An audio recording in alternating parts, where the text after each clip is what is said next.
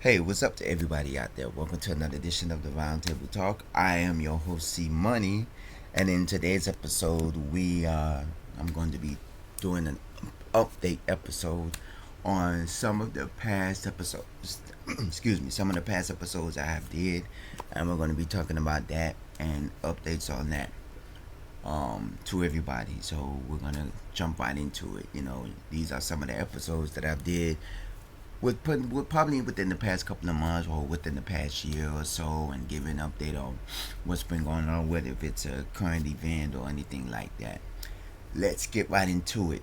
You know, um, earlier this year, I, you know, I did an episode talking about an incident that happened with me after I attended a Black History tour here in Miami, where me and my mom actually entered a store called the Dollar General, and I did an episode after it where I told you about the situation where I was um, racially profiled as a criminal at a store by two Hispanic women, and I actually, got into an altercation at the register where the lady told me to take everything out of my pockets because she thought I was stealing, and she made me do it in front of my mom and in front of a lot of the other customers, which kind of, when I told you the story, it kind of made me feel, I felt some type of way because you're actually profiling me as a criminal in front of a lot of people. And if you don't remember the story, go back to it. It was in February, because the Black History Tour was in February because it was a part of Black History Month. So go back to it and you can see about it. An update on that. Remember, the I did call the customer service number, and I did talk to the regional manager, and the regional manager, I told them that I didn't feel like shopping there no more. And the regional manager told me, don't make that incident stop you from shopping at that location and stuff like that or whatever. So a few days ago, I actually ended up going back to that location because I needed to go there, and um I did see a younger Caucasian woman, maybe in her 20s or 30s, a younger Caucasian woman working at the register. I did see an older Hispanic woman. I don't know if it was the same woman that worked there. Um, but I did see that. I know several times I've passed by the store and I've seen, Hispanic women that was in there because at that location the registers are located on the street way where you can see them. Like if you're walking by, you can see behind the registers because the registers are facing towards the streetway. It's not like how most stores where you go inside and the registers are in the back, so you can't really see the registers. The registers are, as soon as you enter, you see the registers, to your right, and you can see behind the registers if you're walking down the street and stuff like that. So it was one lady, but she was put like doing stalking and stuff like that. The older lady, probably in her 30s or 40s, probably in her 40s or so, and I actually didn't get ridiculed. I didn't get followed like the last time I was in there. And there was several other black people in there. The lady that was at the register, she wasn't really paying attention to me because she was more focused. There was an older white lady, probably in her 60s or 70s, that was in there trying to get a refund for something that she had. And she kept telling her, I can't give you a refund without the receipt. So she wasn't really paying attention to me. So I actually went in there and I actually had an enjoyable experience. I had an experience. Excuse me. I had a decent experience. I did buy a product in there that I didn't too much care for. I bought a tub mat that went inside of the tub, and when I first put it in the tub, it didn't want to stick, and I was like, "Oh, Dollar General, you done lost your mind." But it's actually kind of sticking now, because at first it didn't want to stick to my tub floor, but all in all in one, I had a pleasant experience. I went in there, I bought a couple of things, and stuff like that. So I didn't have any problems in there. So I'm glad for that. I don't know if the two ladies that was there probably got transferred or probably got. I don't think they got fired. I just think that they had to.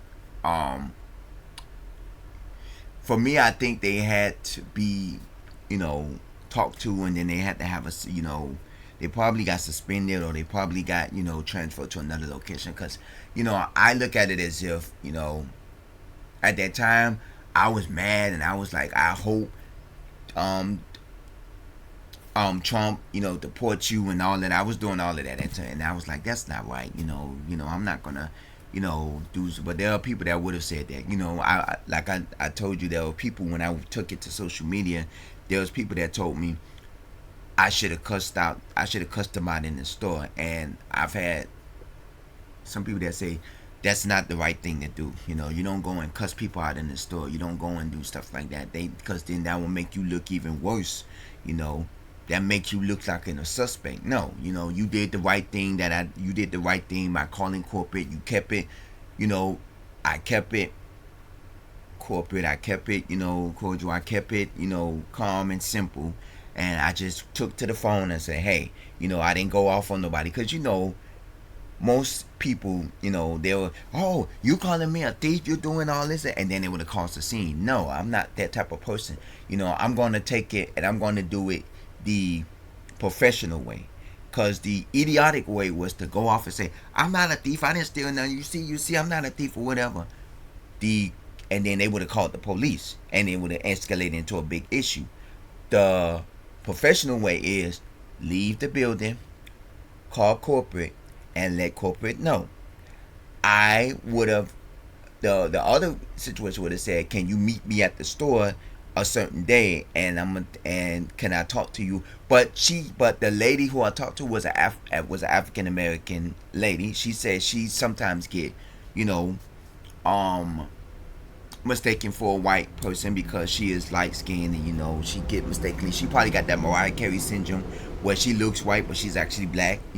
So it got to the point where, okay, she said, I understand, because she said, remember I told you in the story, she said that day she did see me and my mom come in because she was walking out with the manager, and she was walking out because she was, I guess, going to another location and stuff like that. So she did see me and my mom that day. So she did see me. But and then I guess she shaped things up because, you know, I don't know, excuse me, I don't know if the ladies still work at their location or got switched, but I guess they had to understand the fact that you can't treat your customers like that. I mean, at one point that used to be me because I told you I had an incident at CVS like that. But I went to CVS the same day, but it wasn't the same CVS. It was a CVS in Brickell. The person that did it probably no longer is there anymore because when I went to CVS, I was young. I was probably in my early 20s when I went to CVS. And if I didn't do the thing, if I knew what I knew back then, I would have called corporate back then and say, this man frisked me as a, but now as an older person, I know if I am being, you know, typecast, or if I'm being, if I'm being violated as a human being at these stores, or you are, saying profiling me as a criminal or racial profiling me or whatever, I have that right to call customer service and say, this manager at this location has violated my rights, and I could sue this company because if I knew back then, I could have sued CVS. You don't have the right as a manager. Now, as a police officer and a security guard, you have that right to touch on me. As a manager of a company, you don't have the right to touch on me and touch on my body to make sure I'm not stealing nothing, because number one, that's a violation of my privacy. And number two, that's invasion of privacy as well. So you don't have that right to touch on me. So things like that. And I've had several incidents where I done walked into CVS and they say security walk the floor because, like I did an episode, where I told you that CVS is kind of racist to African Americans because you don't really see a CVS pharmacy in the urban African American communities. You're not going to see a CVS down here in Liberty City or in the Overtown area, or in black neighborhoods, I should say, across America.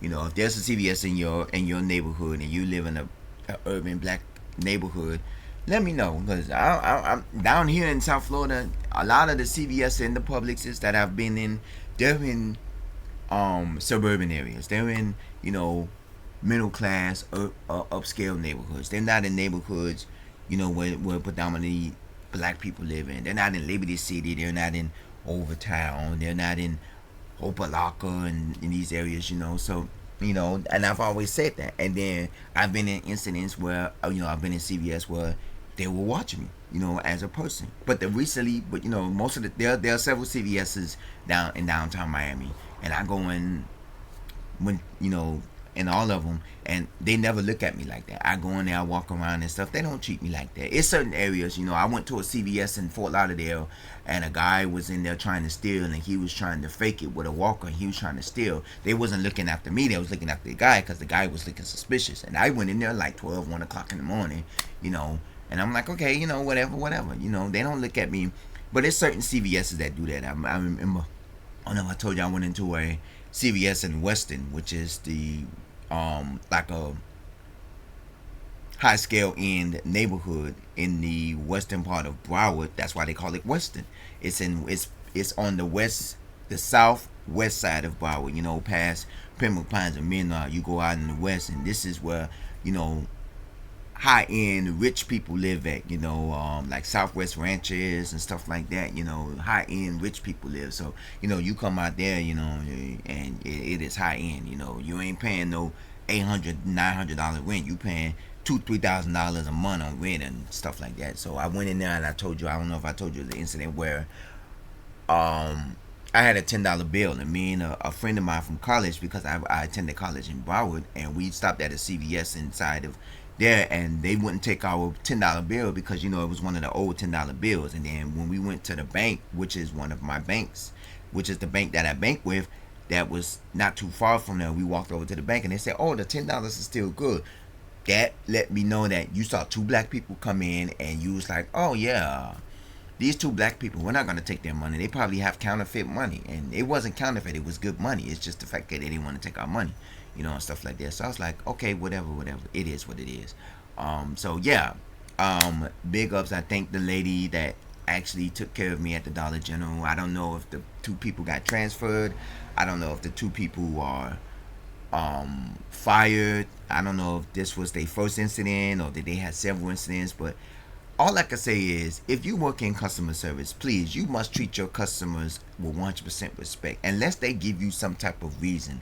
Because I did see, in an incident, I was with some friends of mine, and we was at a store.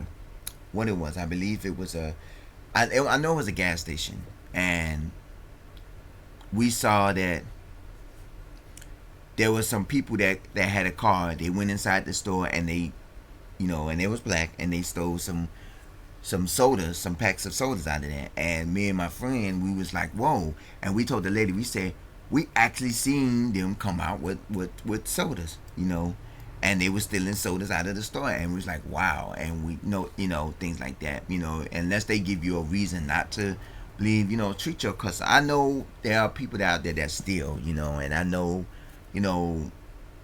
everybody steals. It doesn't matter which race, whether you black, white, Hispanic, Chinese, whatever. Every race steals. It's just a lot of people try to pin stealing upon the African American community, and I look at it as if you can't really pin stealing on us, things like that. And a lot of people do it. So all I can say is treat your every customer as if they are somebody that is, a highly recommended. Treat every customer the same, I should say. So we're gonna go another topic I want to talk about. Probably about a month or two ago, I did an episode about Alligator Alcatraz. If you don't know about Alligator Alcatraz, for some of you, it is a immigration camp that the governor of Florida, Ron DeSantis, has built here in the southwest, in the Everglades of Florida. And he built it on a Dade Collier training facility that once was supposed to be the largest airport in the United States. I did a video about it. Go back and look at the video. It was an airport that was supposed to be built out in the Everglades, and it was supposed to be the largest airport in the United States. But they ceased operations due to the fact that it would affect the ecosystem and everything in the Everglades. So what they did was they just made it a training facility for Pan Am and I think Eastern Airlines, and they used it for several other private, you know, private situations and stuff like that. And then Ron DeSantis decided he wanted to build Alligator Alcatraz to say, hey, this is where we're going to house the immigrants here for the ICE program.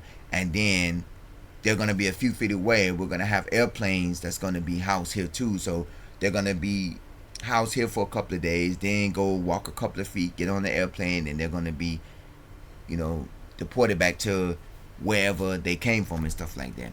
So the update on that is they are closing Alligator Alcatraz. Oh, I am so happy about this. You know, what has been said is, number one, as you know, Alligator Alcatraz, I've told you in the previous video, there was a lot of people that was getting a lot of food truck services that was being backlash because they was called to serve at Alligator Alcatraz, and a lot of the food companies, and one of them was Miss Cheese's, and I told you the story that they had a statement saying that we was called upon for services. Our, you know, our services does not reflect our views. And I was telling you that what that meant was, if I'm gonna get paid $10,000 to go feed the homeless at a certain location, regardless of what it is, just like you're going to feed the workers at Alligator Alcatraz. I may not like the fact that you're building this for immigrants, but I'm still going to make my money because my political views is not going to be based off of my business.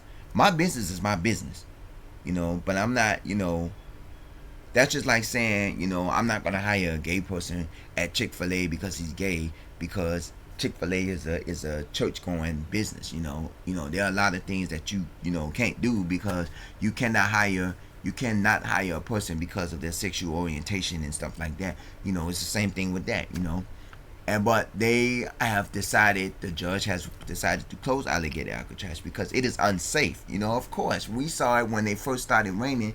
It was leaking inside of the tents, because you have these tents that is probably not hurricane safe, and these trailers that is probably not hurricane safe.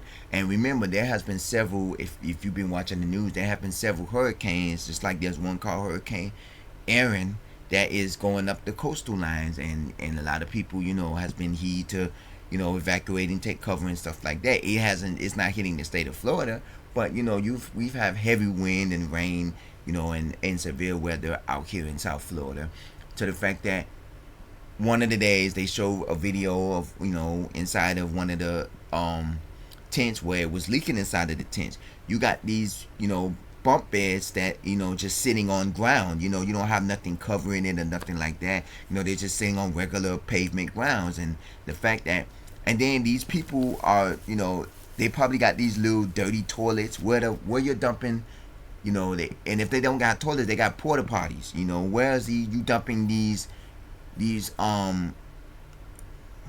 bathroom waste? You know, how are they taking showers? You know, where is the waste going from these showers? These are not, you know, actually built plumbing systems. These are porta potties and probably, you know, portable showers where, you know, you got to dump the water out of there and refill the water, you know. And they say it was unsafe for the workers and stuff like that, because one of my coworkers was saying that you have to live out there for weeks.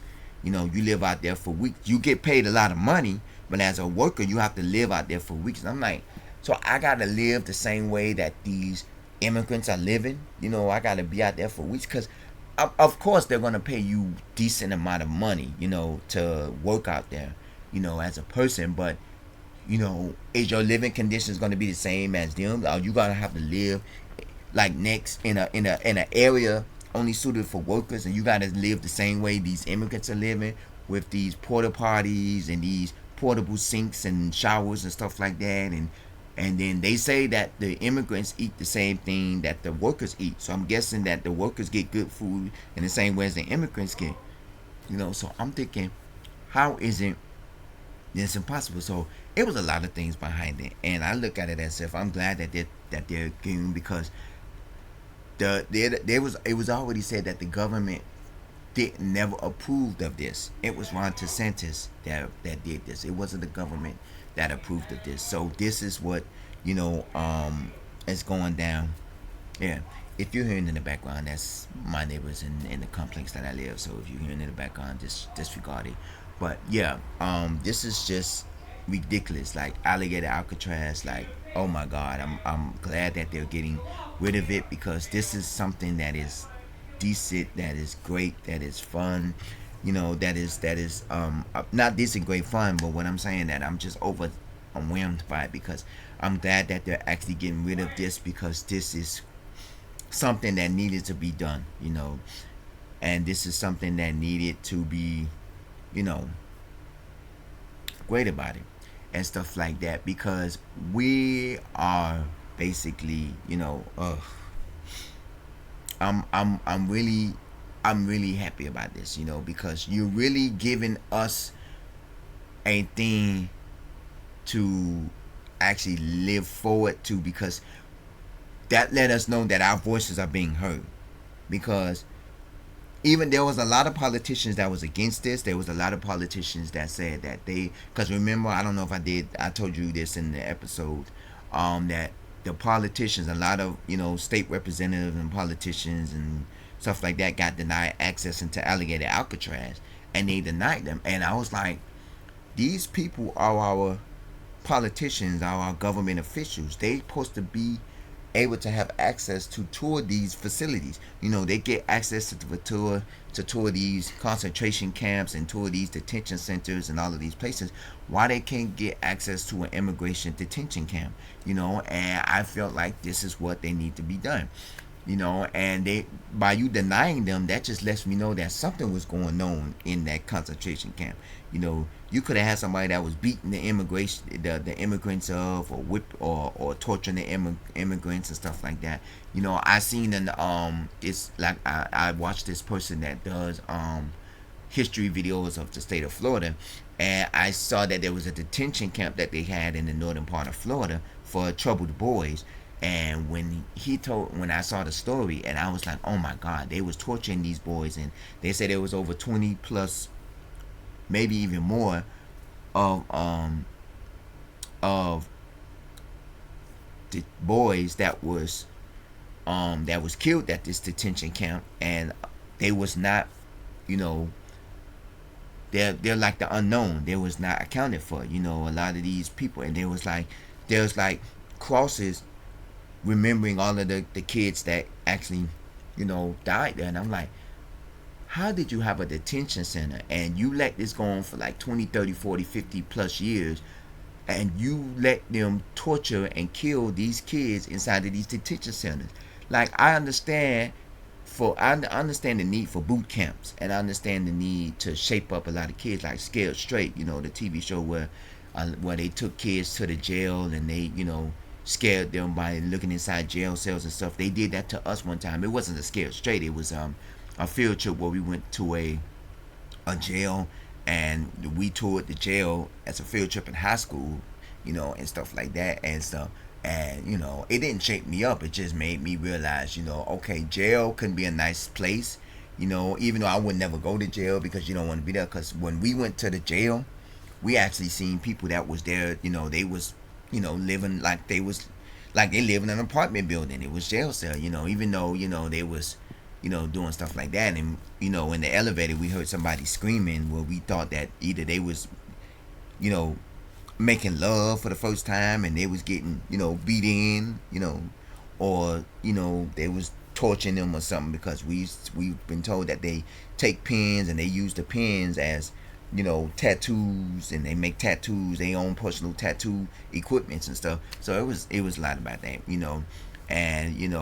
and I was like, wow, and you don't know what they doing at these concentration camps and stuff like that. So that's why I was like, I'm glad that they got rid of this, because they could have been torturing these immigrants and stuff like that. Remember, they did an episode. They did it on the news where one of the guys that was deported and that was at one of the concentration camps, not Alligator Alcatraz, but somewhere else here in South Florida, and they um he was having health issues and they had to rush him to the hospital, and then they didn't want his wife to see him.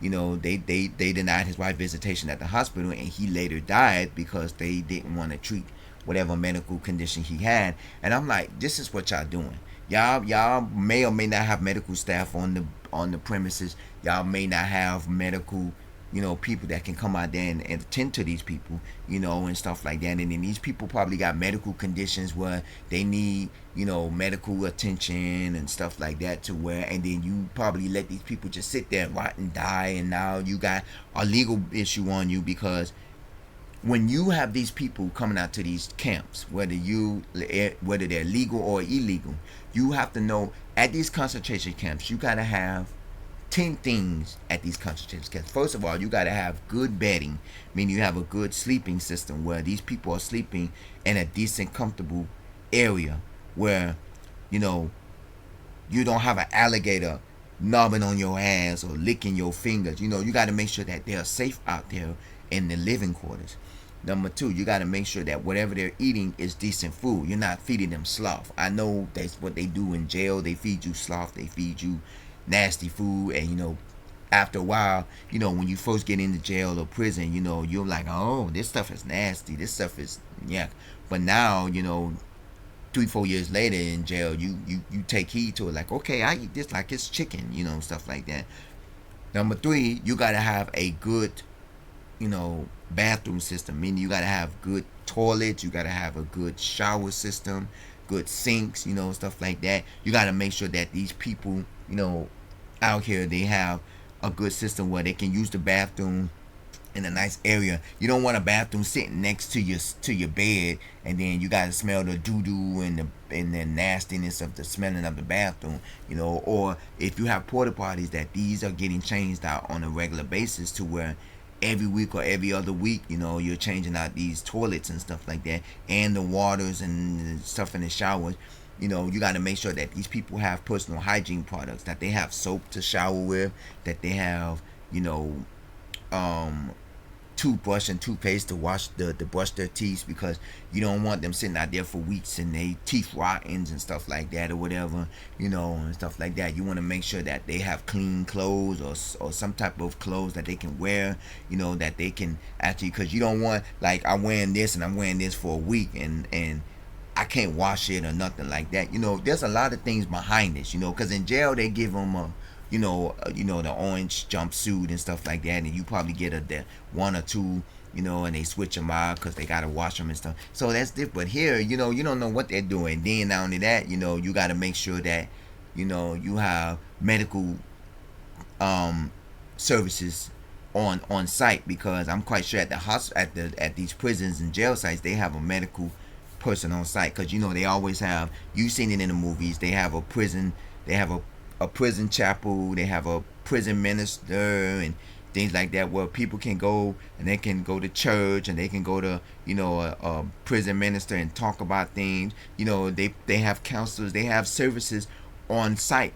They have medical doctors that's on site. If a person gets sick or have a problem, they have medical doctors on site. You got to have a lot of the same services you have at these prisons, you're supposed to have at these concentration camps or these immigration camps, to where, if they need medical treatment, you got to have a medical physician there or something. They have like services or something. I'm not saying church services or something like that, because we know that they're not going to be there for long, but you need to have these things here. So I want to know what you think about this. You know what I'm saying? Do you think it was good for them to actually close Alligator Alcatraz? Was this a good idea? I want you to comment on the story earlier about my incident at Dollar General.